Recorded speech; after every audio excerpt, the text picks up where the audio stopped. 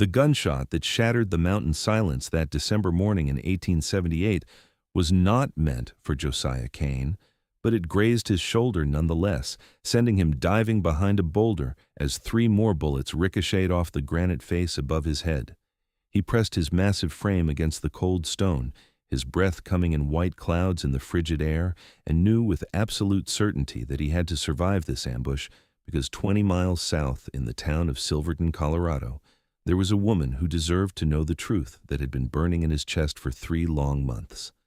Josiah had built his life in these mountains through sheer will and the strength of his broad shoulders.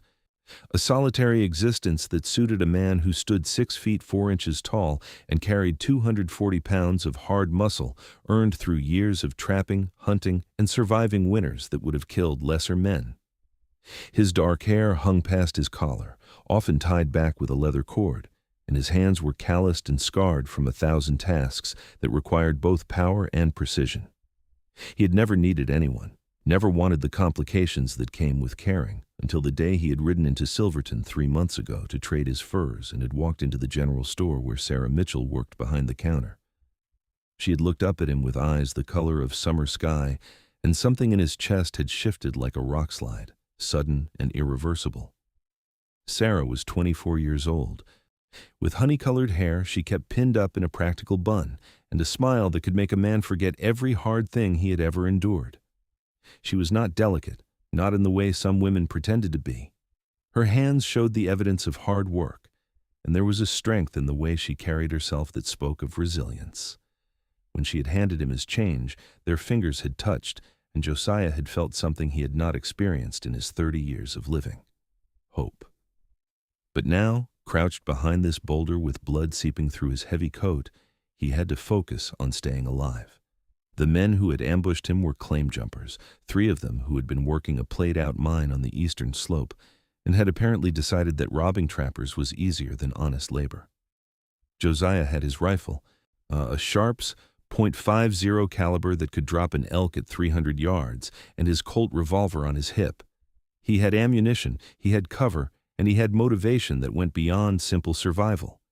He risked a glance around the boulder and saw movement in the trees 50 yards upslope. The morning sun was just beginning to paint the peaks with gold, and the temperature was dropping as clouds gathered overhead. Snow was coming, he could smell it on the wind, and these fools had picked the wrong day and the wrong man to rob. Josiah steadied his breathing, brought the Sharps to his shoulder, and waited. Patience was something the mountains had taught him, along with the understanding that nature did not forgive mistakes. The first man broke cover, moving from one pine to another, and Josiah fired. The heavy rifle bucked against his shoulder. Dean and the man went down with a cry that echoed off the rocks. The other 2 opened fire immediately, but they were shooting blind, their bullets going wide. Josiah had already moved to a different position, using the terrain the way he had learned over years of hunting game that was faster and more alert than any human. He circled wide, his boots finding purchase on the icy rocks with the sure-footedness of a mountain goat, and came up on their flank. The second man never saw him coming. Josiah rose from behind a deadfall tree and fired his Colt twice, both shots finding their mark. The third man threw down his rifle and raised his hands, his face pale with terror as he stared at the mountain man who had turned their ambush into a massacre in less than 5 minutes. "Please," the man stammered. "Please don't kill me." Josiah kept his revolver trained on him as he approached. His shoulder throbbed where the bullet had creased it, but the wound was superficial. He had survived worse. "Empty your pockets," he said, his voice rough from days of solitude. "Everything. Put it on the ground." The man complied, his hands shaking as he pulled out a few coins, a pocket watch, and a folding knife. Josiah recognized the watch. It had belonged to a trapper named Henderson who had disappeared 2 weeks ago. "You killed Henderson," Josiah said. It was not a question. "That was not me," the man said quickly. "That was Briggs and Malloy. I was just along because they said it would be easy money." "Murder is never easy money," Josiah said. He considered shooting the man where he stood. It would be justice of a sort, and no one in these mountains would blame him. But Sarah's face appeared in his mind, her gentle smile, the way she had looked at him the last time he had been in town, and he knew he could not do it. She would not want him to kill an unarmed man, even one who had tried to kill him. "Start walking," he said, "south, toward Silverton. You get there, you turn yourself in to Sheriff Donovan. You tell him what you did, what they did. You tell him about Henderson." "What if I do not?" the man asked. Josiah's expression did not change. "Then I track you down, and what I do to you will make you wish you had faced the law." He gestured with the Colt. "Now move. And if you are not in that jail cell by sundown, I will know." The man stumbled away, half running down the slope, and Josiah watched him go before checking the other two. Both were dead. He took their weapons and ammunition, found the small camp where they had been holed up, and discovered Henderson's pack and furs. He would take those to the sheriff, along with his testimony. Henderson had a sister in Denver who deserved to know what had happened to her brother. But first, he had to get down the mountain. The clouds were thicker now, dark and heavy with the promise of snow, and the temperature was dropping fast. Josiah knew these signs. A blizzard was coming, possibly the worst storm of the season, and he was still a good 30 miles from Silverton as the crow flies. On foot, through mountain terrain, in what was about to become a whiteout, it would take him the rest of the day and all through the night if he pushed hard. The smart thing would be to hole up in his cabin, which was only 5 miles west, and wait out the storm. He had supplies, firewood, and everything he needed to survive in comfort until the weather cleared. But comfort was not what drove Josiah Kane. What drove him was the memory of the last conversation he had had with Sarah Mitchell 2 weeks ago when he had come down from the mountains with his latest haul of furs. She had been closing up the store, and he had offered to walk her home. Silverton was a rough town, full of miners and drifters, and while Sarah was capable of defending herself, Josiah felt better knowing she was safe. They had walked through the muddy streets as the sun set behind the peaks, turning the snow on the high mountains to gold and crimson, and Sarah had asked him about his life in the high country. "Does it not get lonely?" she had asked, her breath misting in the cold air. "It did not used to," Josiah had answered honestly. "But lately, yes, it does." She had looked up at him then, her blue eyes searching his face, and he had wanted to tell her everything, that he thought about her constantly when he was alone in his cabin, that he had started making excuses to come to town more often just to see her, that he dreamed about what it would be like to have someone to share his life with, someone who could make the cold winters warm and the solitary existence bearable. But the words had stuck in his throat, trapped behind years of self-reliance and the fear that a woman like her would never want a life as hard as the one he could offer. Instead, he had said goodnight at her door, and she had smiled at him with something like disappointment in her eyes before going inside. But he had ridden back up the mountain cursing himself for a coward, promising that the next time he came to town, he would find the courage to speak the truth. But days had turned into weeks, and the weather had turned harsh, and Josiah had convinced himself that it was better to wait until spring, until the world was green and hopeful again, until he could offer her something more than a confession delivered in the dead of winter. Except then, 3 days ago, a prospector passing through the high country had stopped at Josiah's cabin to trade for some dried meat, and he had brought news from Silverton. "That pretty girl at the general store is getting married," the prospector had said casually, warming his hands by Josiah's fire. Mitchell's daughter. Some businessman from Denver came through, started courting her proper. "Folks say they will be engaged by Christmas." Josiah had felt like he had been kicked in the chest by a mule. "Sarah Mitchell?" he had asked, keeping his voice level through sheer force of will. "That is the one. Cannot blame the fellow. She is a fine woman, and her father is pleased as punch. Said it was time she settled down with someone who could provide for her proper, not some drifter or miner with more dreams than sense." After the prospector had left, Josiah had sat by his fire for hours, staring into the flames and feeling something crack open inside him. He had wasted his chance. He had been too cautious, too afraid, and now he was going to lose her to a man who had the courage to speak up, while Josiah had hidden in his mountains like a hermit, afraid of his own heart.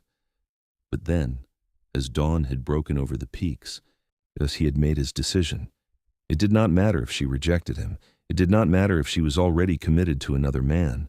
What mattered was that she knew the truth. She deserved to know that someone loved her, not for what she could provide or how she could improve his station in life, but for exactly who she was. She deserved to know that when Josiah Kane closed his eyes at night, it was her face he saw, that when he imagined his future, it was her voice he wanted to hear, that he would ride through hell itself if it meant spending his life with her. So he had packed his saddlebags, locked up his cabin, and started the journey down to Silverton. And then the ambush had happened, and he had lost his horse when it had bolted during the gunfight. And now he was on foot with a blizzard bearing down and 30 miles of mountain wilderness between him and the woman he loved. Josiah looked at the darkening sky and made his choice. He secured his pack, checked his weapons, and started moving south at a ground-eating pace that would have exhausted most men in an hour. But Josiah was not most men. He was a mountain man, built for this terrain and this weather, and he had something worth reaching. The first snowflakes began to fall as he descended into a narrow valley, big fat flakes that promised this was just the beginning. Within an hour, the snow was coming down so thick he could barely see 20 feet ahead. The wind picked up, howling through the passes and cutting through even his heavy fur coat. Josiah wrapped a scarf around his face and kept moving. He knew these mountains, and he had traveled them in every season, and he navigated by instinct and memory rather than sight. By midday, the blizzard was in full force.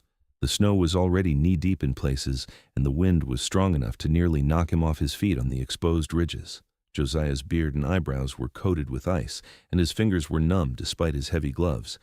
But he pushed on, driven by a determination that burned hotter than any fire. He thought about Sarah as he walked, using the memories to keep himself focused. He remembered the first time he had seen her, how his heart had stuttered in his chest like a schoolboy. He remembered the way she laughed, bright and genuine, when he had told her a story about a particularly stubborn mule he had once owned. That he remembered the kindness in her eyes when she had given a hungry child an apple and a piece of candy without charging his mother. He remembered everything, every small moment and interaction, and he realized that he had been falling in love with her from that very first day. The afternoon wore on, and the storm grew worse. Josiah was moving through what was essentially a white void now, the snow so thick that earth and sky blended into one endless blank. His legs burned with the effort of pushing through the deepening drifts, and his wounded shoulder had stiffened up, making it harder to maintain his balance. But he had covered maybe 15 miles by his estimation, which meant he was halfway there. He stopped only once, taking shelter in a small cave he knew about, just long enough to eat some dried venison and drink from his canteen.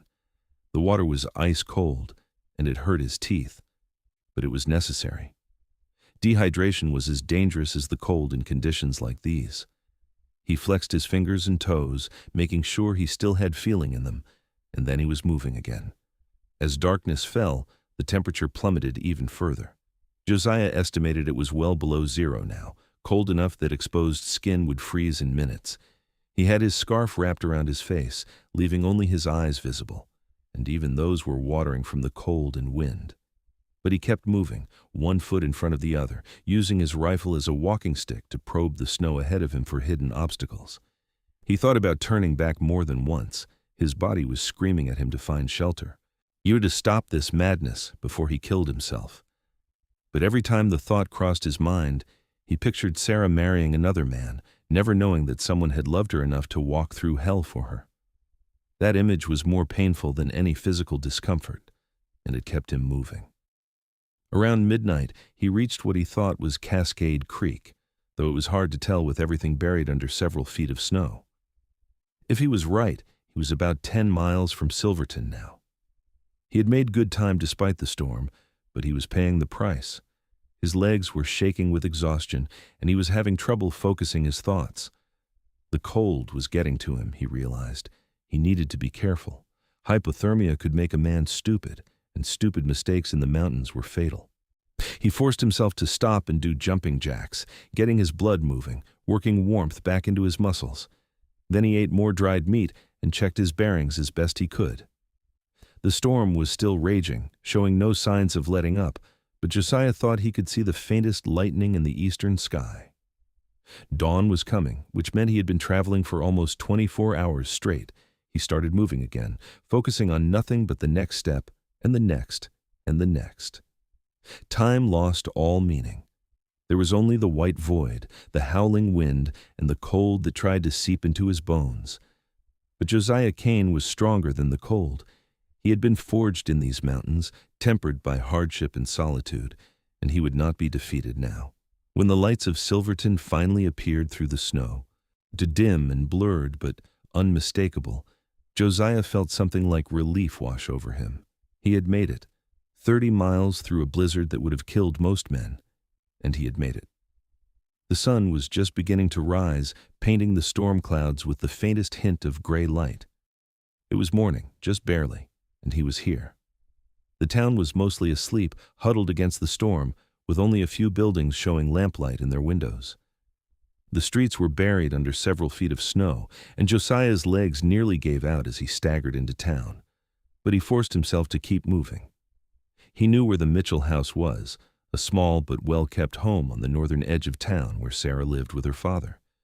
Every step was agony now. His entire body was numb and shaking, and he could barely feel his feet anymore. But he could see the house ahead, smoke rising from its chimney, and that was all that mattered. He climbed the steps to the front porch, each one requiring enormous effort, and raised his frozen hand to knock on the door. It took 3 tries before he managed to make enough noise for anyone to hear. He waited, swaying on his feet, and heard movement inside.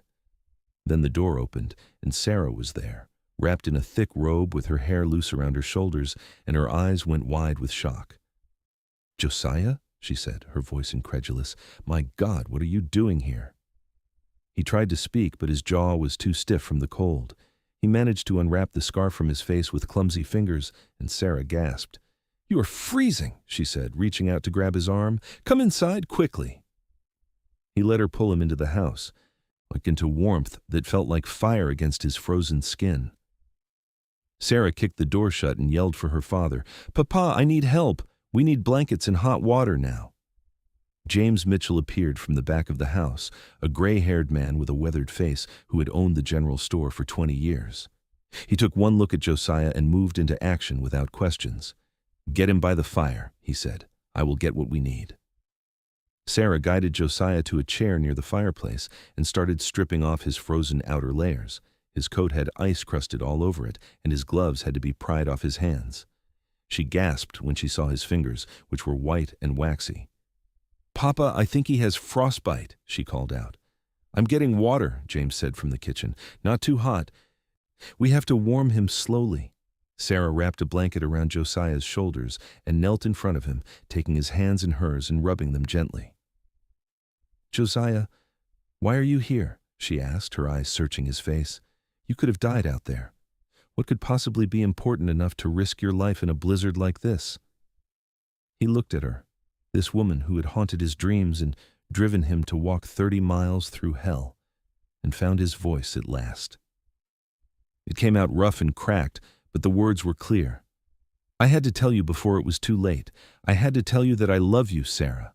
I have loved you since the first moment I saw you, and I could not let you marry another man without you knowing that someone loves you more than his own life." Sarah's hand stilled on his, and her eyes filled with tears. "You walked 30 miles through a blizzard to tell me you love me?" she whispered. "I would have walked 100, Josiah said.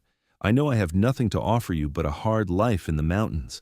I know you deserve better than a rough man who spends most of his time alone with the bears and the elk. But I could not let you go without you knowing the truth. You deserve to know that you are loved, Sarah.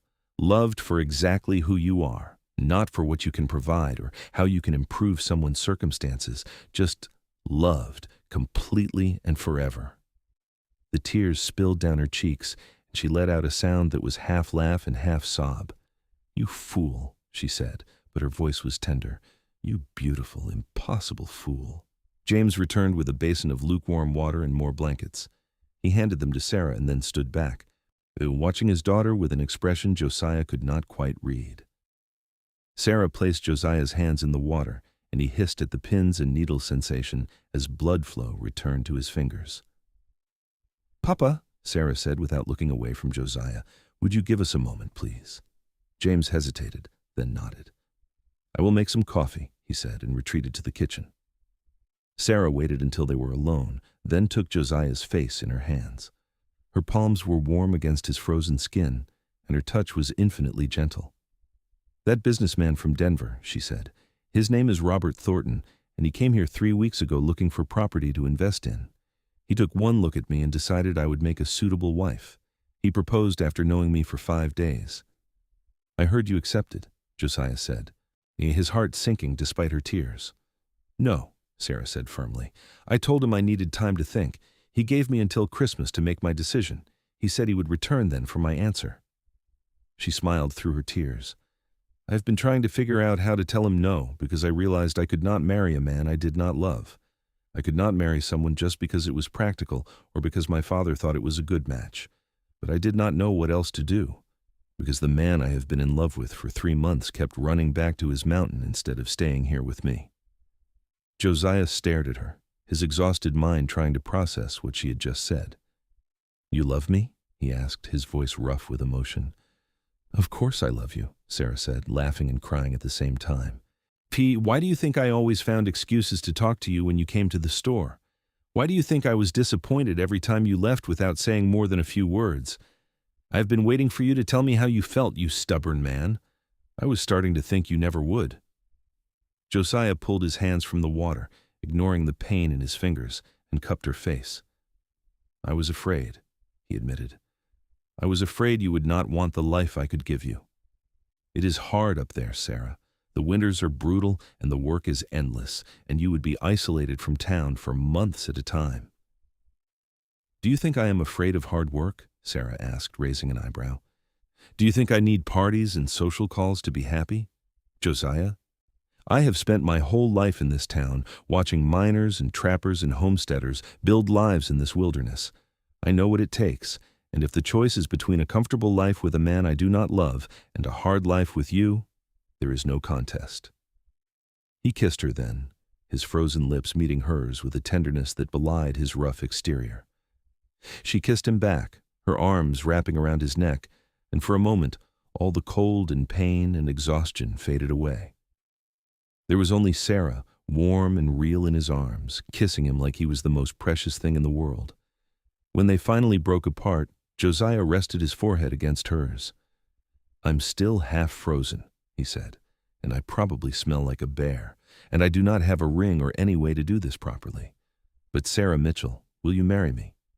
Will you take a chance on a mountain man who loves you more than anything in this world?" "Yes," Sarah said without hesitation. "Yes, 1,000 times yes." James chose that moment to return with the coffee, and he looked at his daughter's radiant face and Josiah's exhausted but hopeful expression, and he smiled. "I take it congratulations are in order?" he asked. "Papa, I am going to marry Josiah," Sarah said, still holding on to the mountain man like she was afraid he might disappear. "I know he is not what you wanted for me, but he is what I want. He is who I choose." James set down the coffee and looked at Josiah for a long moment. "Any man who would walk 30 miles through a blizzard to tell my daughter he loves her is not someone I am going to argue with," he said finally. "Besides, I have known you for a few years now, Kane.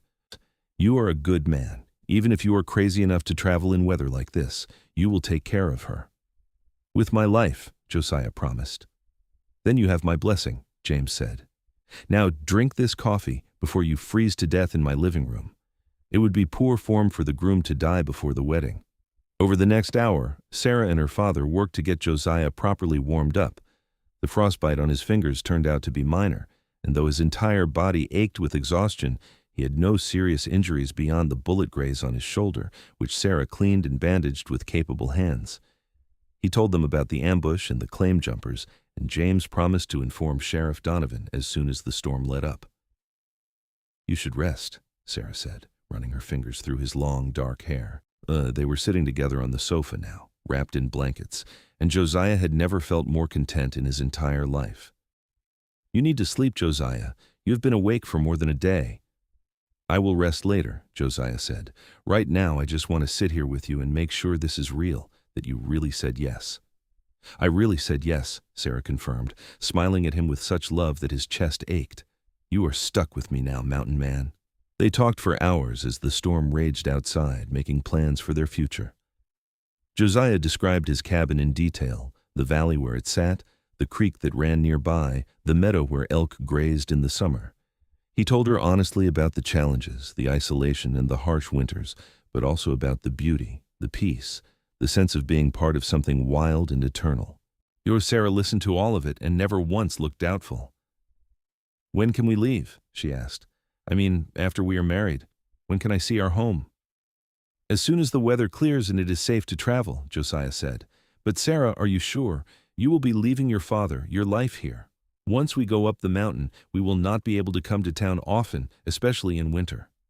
"Papa will be fine," Sarah said. "He has been running that store by himself for years, and this has never really felt like my life, Josiah. It has just been what I was doing while I waited for something real." "You are real. The life we will build together is real. That is all I need." James, who had been listening from his chair by the fire, cleared his throat. "She is right," he said. "I will miss her, of course. But a father's job is to raise his children to be strong enough to leave, not to trap them here out of selfishness. You two have my blessing and my support. We will have the wedding as soon as Reverend Phillips can perform the ceremony." The storm continued for 2 more days, dumping several more feet of snow on Silverton and the surrounding mountains. Josiah stayed with the Mitchells, sleeping on their sofa and slowly recovering from his ordeal. Sarah barely left his side, and they spent hours talking, learning everything about each other, building the foundation for a life together. Josiah learned that Sarah loved to read, that she had a gift for gardening, and that she could shoot almost as well as he could. "Papa taught me," she explained. He said any woman living in the West needed to know how to defend herself. He learned that she had a quick wit and a stubborn streak that matched his own, and that she was not afraid to challenge him when she thought he was wrong. Sarah learned that Josiah was more educated than most people assumed, that his father had been a teacher back east before the family had moved west when Josiah was a boy. She learned that he carved beautiful things from wood during the long winter nights, that he could play the harmonica, and that he had a dry sense of humor that emerged once he felt comfortable enough to let his guard down. She learned that beneath his rough exterior was a man capable of deep tenderness and fierce loyalty. On the 3rd day after Josiah's arrival, the storm finally broke. The sun came out, blindingly bright against all that fresh snow, and the town began digging itself out. Sheriff Donovan came to the Mitchell house to take Josiah's statement about the ambush, and he confirmed that the surviving claim jumper had indeed turned himself in and confessed to Henderson's murder. "Sounds like you did the territory a favor," Donovan said, shaking Josiah's hand. "Those 3 have been causing trouble for months. We just could not catch them. Henderson's sister will appreciate knowing what happened to him and that justice was served." Reverend Phillips agreed to perform the wedding ceremony the following Sunday, which gave Sarah a week to prepare. The news spread quickly through Silverton, and the reaction was mixed. Some folks were happy for Sarah, knowing how hard she had worked in her father's store and feeling she deserved some happiness. Others thought she was making a mistake, throwing away a chance at a comfortable life for the uncertain existence of a mountain man's wife. Robert Thornton, the businessman from Denver, returned to town on Saturday, a day earlier than expected, ready to collect Sarah's answer to his proposal. He was a handsome man in his early 30s, well-dressed and confident, and he clearly expected Sarah to accept him. When James told him that Sarah was engaged to someone else and would be married the next day, Thornton's face went red with anger. "This is absurd," he said, his voice rising. "I made her a generous offer. Who is this man she thinks she is marrying instead of me?" "That would be me," Josiah said, stepping out of the back room. And he had been helping Sarah organize some of her belongings, getting ready for the move to the cabin. He stood now in the doorway, his massive frame seeming to fill the space, and looked at Thornton with calm eyes. Thornton looked him up and down with obvious disdain. "You are a trapper," he said, making it sound like an insult. "What could you possibly offer her? A life of poverty and isolation? She deserves better than that." "She deserves to be loved," Josiah said quietly. "She deserves to be with someone who sees her for who she is, not what she represents. And she deserves to make her own choices without men like us arguing over her like she is property." "Where is Sarah?" Thornton demanded. "I want to hear this from her." "I am right here," Sarah said, coming to stand beside Josiah. She looked at Thornton with regret but no uncertainty. "Mr. Thornton, I appreciate the offer you made me, but my answer is no. I am marrying Josiah tomorrow, and I'm going to be very happy." "You are making a mistake," Thornton said, his voice hard. "When you are freezing in some cabin in the middle of nowhere, wondering where your next meal is coming from, remember that you could have had comfort and security with me." "I will be too busy being happy to think about it," Sarah replied. "I wish you well, Mr. Thornton. I hope you find someone who can return your feelings. But that person is not me." Thornton stared at her for a moment longer, then turned on his heel and stalked out of the store, slamming the door behind him. Sarah let out a long breath and leaned against Josiah. "That was unpleasant," she said. "You did well," Josiah told her, wrapping his arm around her shoulders. "You were kind but firm. He will get over it." The wedding took place the next day in Silverton's small church, with most of the town in attendance despite the snow. Sarah wore a simple but beautiful dress that had belonged to her mother, and Josiah wore new clothes that James had insisted on buying for him, though he drew the line at cutting his hair. "She loves me as I am," he said, and Sarah had agreed enthusiastically. When Reverend Phillips asked if Josiah would take Sarah to be his wife, the mountain man's voice was strong and clear. "I will," he said, looking at Sarah like she was the only person in the world. "I promise to love her, protect her, and stand by her for the rest of my life." When it was Sarah's turn, she squeezed Josiah's hands and spoke with equal conviction. "I will," she said. "I promise to be his partner in all things, to share in the work and the joy, and to love him with my whole heart." They exchanged simple gold bands that James had procured from the town jeweler, and when Reverend Phillips pronounced them husband and wife, Josiah kissed Sarah with a tenderness that brought tears to more than one observer's eyes. This was not just a wedding, it was the joining of two strong souls who had found in each other something worth fighting for. The reception was held at the hotel, with food and music and dancing that lasted well into the evening.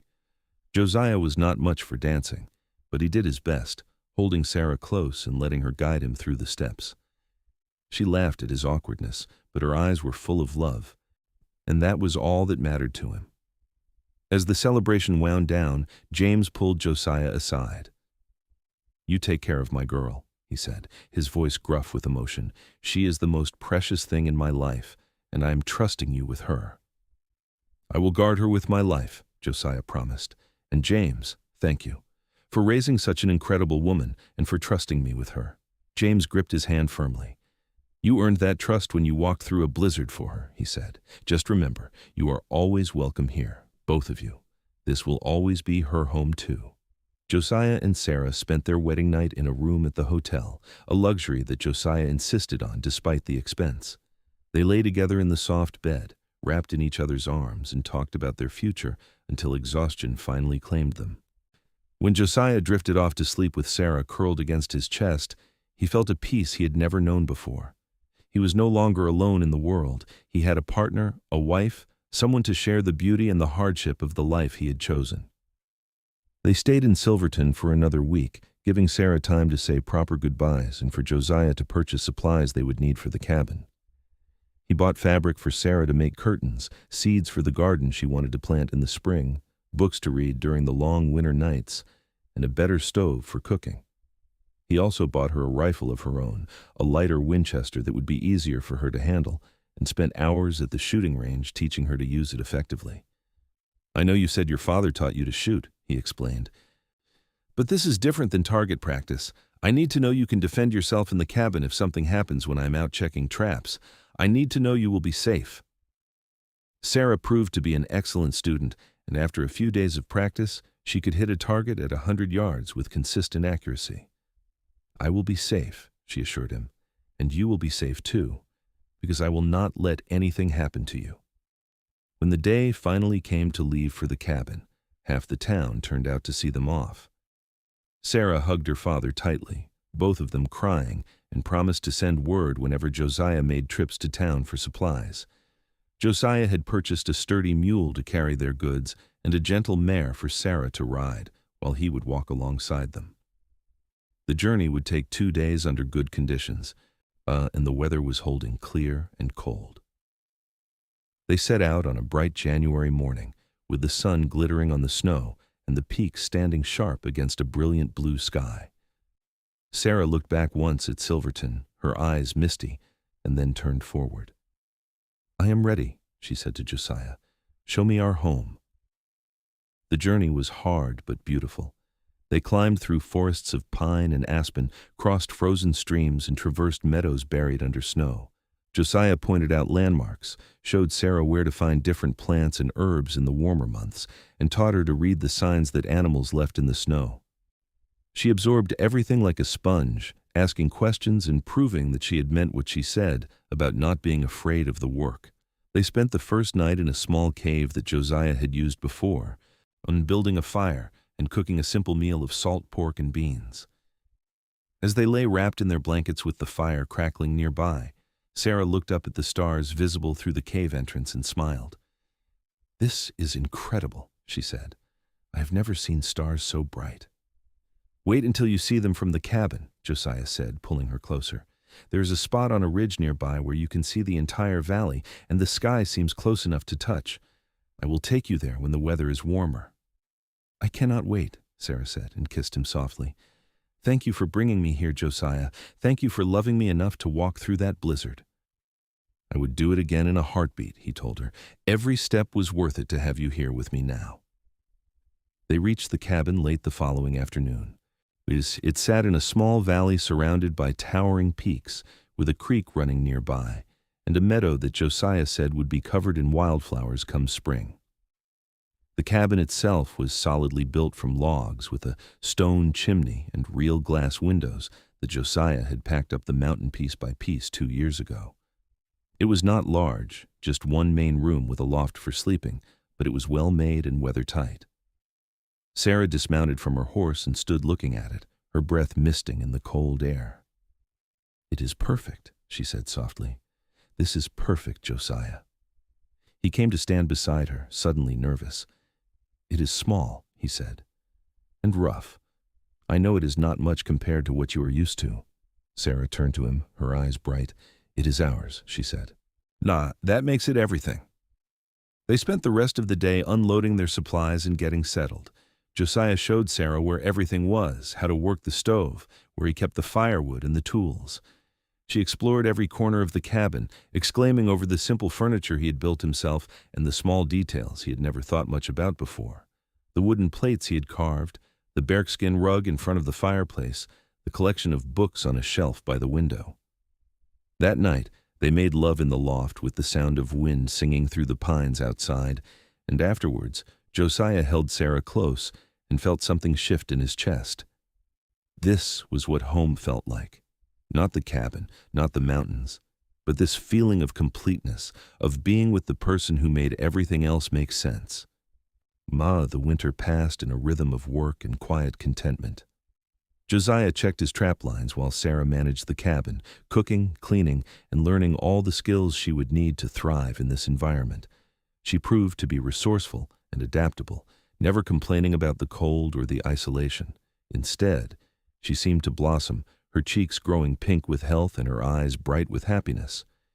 In the evenings, they would sit by the fire and read together, or Josiah would play his harmonica while Sarah sang. She had a lovely voice, clear and sweet, and on the coldest nights, her songs made the cabin feel warm and safe. They talked about everything, sharing their pasts and their dreams, building an intimacy that went far beyond the physical. Josiah taught Sarah to snowshoe, and they explored the valley together, checking the traps and hunting for fresh meat. She learned to dress game, to cure hides, and to recognize the signs of changing weather. She was a quick study, and Josiah found himself constantly impressed by her strength and determination. Sarah, for her part, brought softness to Josiah's life that he had not realized he needed. She made curtains for the windows and planted herbs in pots on the windowsill. She baked bread and cooked meals that were far superior to the simple fare Josiah had survived on for years. She laughed often and filled the cabin with a warmth that had nothing to do with the fire and the hearth. As winter gave way to spring, the valley transformed. The snow melted, revealing the meadow Josiah had promised, and it did indeed fill with wildflowers. Purple lupines, yellow arnica, and white columbines carpeted the ground, and Sarah spent hours there, drawing pictures and making plans for the garden she would plant. One evening in late April, as they sat outside watching the sunset paint the peaks gold and crimson, Sarah took Josiah's hand and placed it on her stomach. "We are going to have a baby," she said softly. "I'm almost certain." Josiah stared at her, his mind struggling to process the words. "A baby?" he repeated, his voice thick with emotion. Sarah nodded, her eyes shining. "I think so. I've missed 2 cycles now, and I've been feeling different. Josiah, we are going to be parents." He pulled her into his arms, holding her so tightly she squeaked in protest. "Sorry," he said, loosening his grip but not letting go. "Sarah, are you happy about this? I know we have only been married a few months." "I'm thrilled," Sarah said. "Are you?" "I'm terrified," Josiah admitted. "But yes, I'm happy. So happy I can barely think straight." He pulled back to look at her, his hand still resting on her stomach where their child was growing. "We need to make sure you have everything you need. I need to go to town, get supplies, maybe see if there is a midwife who would be willing to come up here when your time comes." "We have months to prepare," Sarah said, laughing at his sudden urgency. "The baby will not be here until late autumn. We have time." But Josiah was already making lists in his head, already planning how he would keep Sarah and their child safe.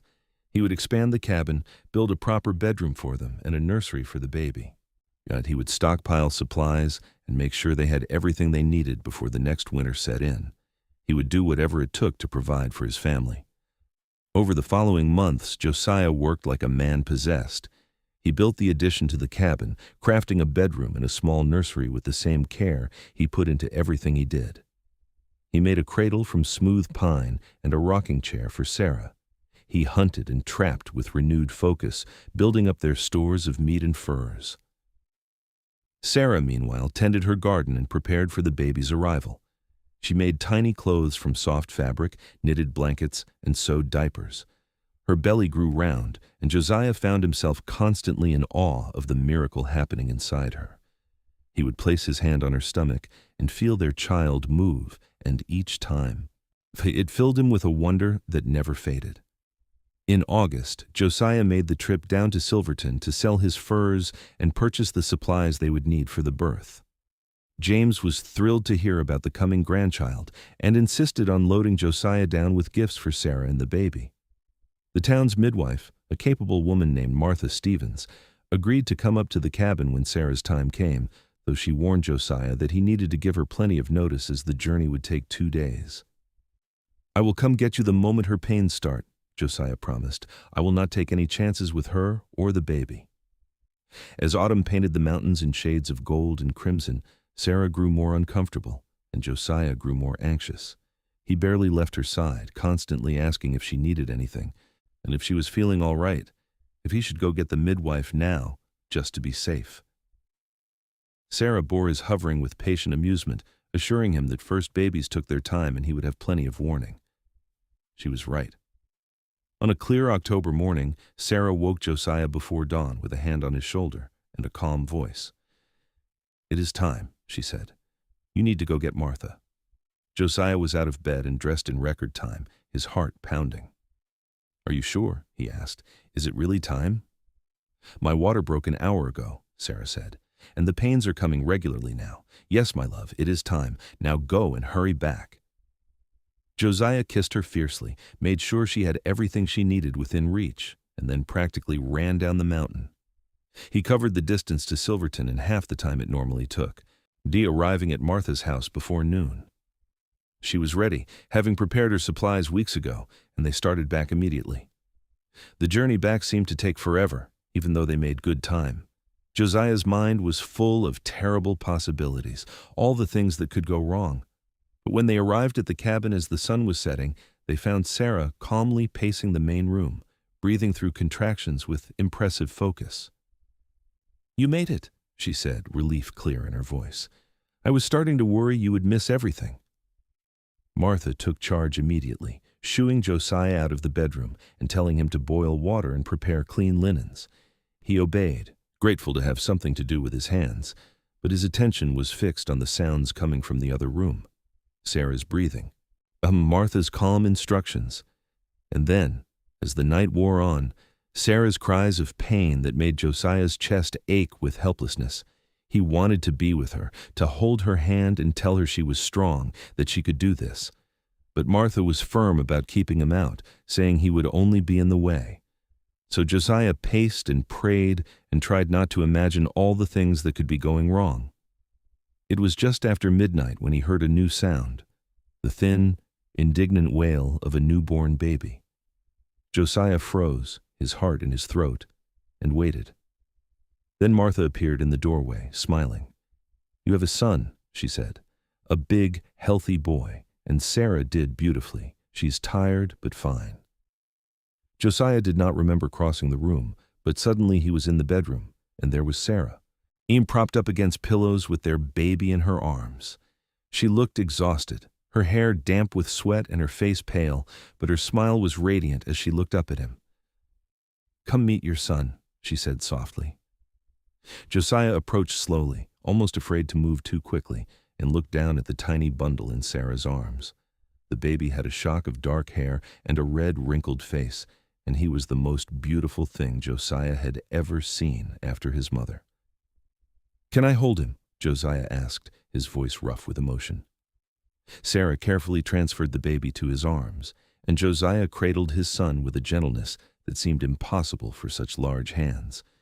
The baby opened his eyes, dark blue and unfocused, and Josiah felt his heart crack wide open. "Hello there," he whispered. "I'm your father, and I promise you, I will spend the rest of my life making sure you and your mother are safe and loved and happy."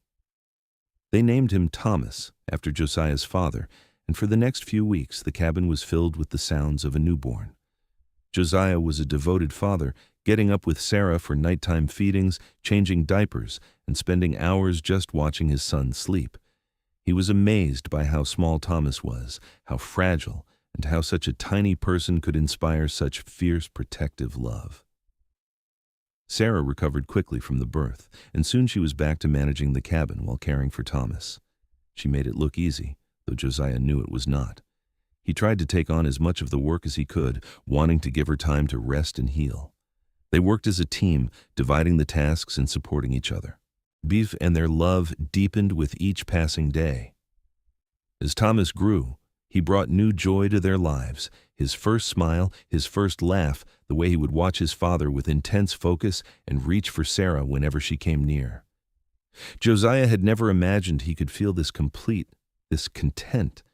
The solitary life he had lived before Sarah seemed like a dream from another man's existence. The years passed in a rhythm of seasons and growth. Thomas grew into a sturdy toddler with his father's dark hair and his mother's blue eyes, fearless and curious about everything. Sarah gave birth to a daughter when Thomas was 3, a little girl they named Emma, who had Sarah's blonde hair and a will of iron that amused both her parents. 2 years after that came another son, Daniel, who was quieter than his siblings, but showed early signs of his father's patience and observation skills. Josiah expanded the cabin again, adding more rooms to accommodate their growing family. The valley became not just a place he lived, but a true home, filled with laughter and love. Sarah's garden flourished, providing vegetables and herbs, and she became known among the few trappers who passed through as an excellent cook and a kind host. They made trips to Silverton several times a year, allowing the children to see their grandfather and experience the town. James doted on his grandchildren, spoiling them with candy and toys, and he never once indicated that he regretted Sarah's choice. Instead, he seemed proud of the life she had built, of the strength and happiness she had found in the mountains with Josiah. On one of these trips, when Thomas was 6 and Emma was 3, they ran into Robert Thornton, the businessman from Denver who had wanted to marry Sarah. He was in town on business, and he looked at Sarah with her 3 children and Josiah at her side, and there was something like regret in his eyes. "You look well," he said to Sarah, his tone careful. "I am very well," Sarah replied, her hand finding Josiah's. "This is my husband, Josiah, though I believe you met once, and these are our children, Thomas, Emma, and Daniel." Thornton looked at the family, at the obvious love and contentment radiating from them, and nodded slowly. "I can see you made the right choice," he said quietly. "I hope you are very happy." "I am," Sarah said simply. "I truly am. After Thornton walked away, Josiah looked at his wife. "Do you ever regret it?" he asked, turning him down, choosing this life instead of an easier one. Sarah looked at him like he had grown a second head. "Are you serious?" she asked. "Josiah, you walked 30 miles through a blizzard to tell me you loved me. You built us a home with your own hands. You are an incredible father and the love of my life. Why would I ever regret choosing you?" "Just checking," Josiah said, grinning, and kissed her right there in the middle of the street, making their children giggle and passers-by smile. As their children grew, Josiah taught them everything he knew about surviving and thriving in the mountains. Thomas learned to trap and hunt, to read the weather and the animals. Emma, despite being a girl, insisted on learning everything her brother did, and proved to be an excellent shot and a fearless climber. Daniel was more interested in books and learning, spending hours reading the volumes Josiah and Sarah collected over the years. Sarah taught them all to read and write, to cook and garden, to appreciate beauty, and to be kind. She told them stories of the wider world, of places they might visit someday, but she also taught them to value the life they had, the freedom and the wildness of the mountains. When Thomas was 15, Sarah was pregnant again, this time with twins.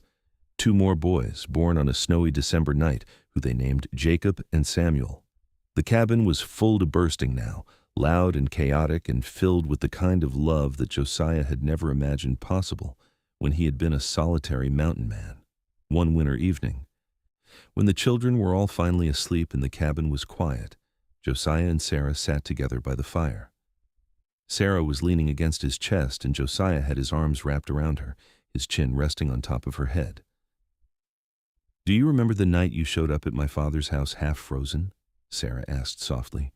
"When you told me you loved me?" "I remember every moment of that journey," Josiah said. "Every step through that blizzard was worth it to get to you." "I think about it sometimes," Sarah said, "about what my life would have been like if you had not made that journey, if you had waited until spring, or if you had never told me at all." "I could not take that risk," Josiah said, tightening his arms around her. "I had to make sure you knew, even if you had rejected me, even if you had married Thornton. I needed you to know that someone loved you completely." "You changed my life that night," Sarah said, turning in his arms to look up at him. "You gave me everything I did not know I wanted. This life, these children, this love. You walked through a blizzard for me, Josiah, and I have spent every day since then trying to be worthy of that kind of devotion." "You do not need to try," Josiah said, cupping her face tenderly. "You are worthy just by being you. You were always worthy, Sarah. That was the whole point." They sat together in comfortable silence, listening to the wind outside and the crackling of the fire, surrounded by the evidence of the life they had built together. 5 children sleeping upstairs, a cabin full of warmth and love, and 2 hearts that had found in each other exactly what they needed. Years continued to pass, marked by seasons and milestones. The children grew into capable adults, each finding their own path, but always remaining close to the family. Thomas became a mountain guide, using his father's skills to help settlers and prospectors navigate the wilderness. Emma married a rancher and settled in a valley 50 miles south, close enough to visit regularly. Daniel went to college in Denver, studying to become a teacher like his grandfather, but he always came home for summers and holidays. Jacob and Samuel, the twins, stayed closest to home, helping Josiah run the expanding trap lines and manage the valley that had become something of a homestead over the decades. They built their own cabins nearby and eventually brought wives home, expanding the little community in the mountains. James lived to see all his grandchildren grown, by passing away peacefully in his sleep at the age of 78. His last words to Josiah were a request to take care of Sarah, and Josiah promised, as he always had, that he would guard her with his life.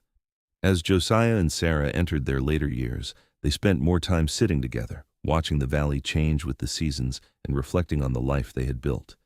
They had been married for over 40 years, and the love between them had only deepened with time.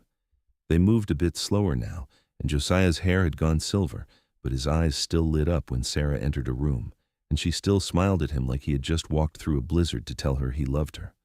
On a cool autumn evening, when Josiah was 68 and Sarah was 62, they sat together on the porch of the cabin, or wrapped in blankets and watching the sunset paint the peaks in shades of gold and crimson. Their children and grandchildren were visiting, the cabin full of noise and laughter, but for this moment they had stolen away for some quiet time together. "Do you ever regret it?" Josiah asked, echoing the question he had asked her so many years ago. "Choosing this life, leaving Silverton and all its comforts for a hard life in the mountains with me?"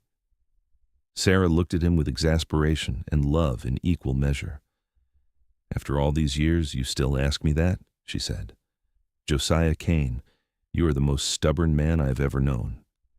"Just checking," Josiah said with a grin, the same response he had given decades ago. Sarah took his weathered hand in hers and looked out at the valley, at the home they had built. Sarah, at the family that had grown from a single act of courage on a winter night long ago. "I have never regretted a single day," she said softly. "Not one moment of the hard work, the isolation, the challenges, because every day I got to spend it with you. Every day I got to love you and be loved by you. That is worth more than all the comfort in the world." Josiah brought her hand to his lips and kissed it gently. "You are my everything," he said. "You always have been, from the moment I first saw you. And that night, when I walked through that blizzard, when every step was agony and I thought I might not make it, I kept going because the thought of you not knowing how I felt was worse than the thought of dying in the snow." "You are a romantic," Sarah said, smiling through sudden tears. A tough mountain man who is secretly a romantic." "Only for you," Josiah said. "Only ever for you." As the sun set behind the mountains, casting long shadows across the valley, they sat together in companionable silence. Inside the cabin, they could hear their family, their children and grandchildren, the legacy of a love that had begun with a desperate journey through a blizzard and had grown into something beautiful and lasting. That night, as they lay in bed together, Sarah curled into Josiah's side the way she had for 40 years and whispered, "Thank you." "For what?" Josiah asked, his arms tightening around her. "For walking through that blizzard," Sarah said, "for loving me enough to risk everything, for giving me this life, this family, this love, for being my husband, my partner, my best friend, for everything, Josiah. Thank you for everything." Josiah kissed the top of her head, breathing in the familiar scent of her hair, and felt his heart overflow with gratitude. "I am the one who should be thanking you," he said. "You took a chance on a rough mountain man with nothing to offer but his heart. You built this life with me, raised our children, stood by me through everything. You are the strongest, most incredible person I have ever known, Sarah Kane, and I am blessed beyond measure to be your husband." They fell asleep, wrapped in each other's arms, surrounded by the sounds of their family and the peaceful quiet of the mountains. Outside, the stars shone bright and clear in the crisp autumn air, the same stars that had watched over a desperate man walking through a blizzard 30 miles to declare his love before morning came. The years rolled on gently after that, each season bringing its own joys and challenges.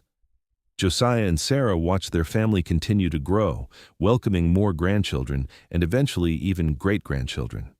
The little valley became known among mountain folks as Kane Valley, a place where hospitality was always warm and the Kane family's love story was told around many fires.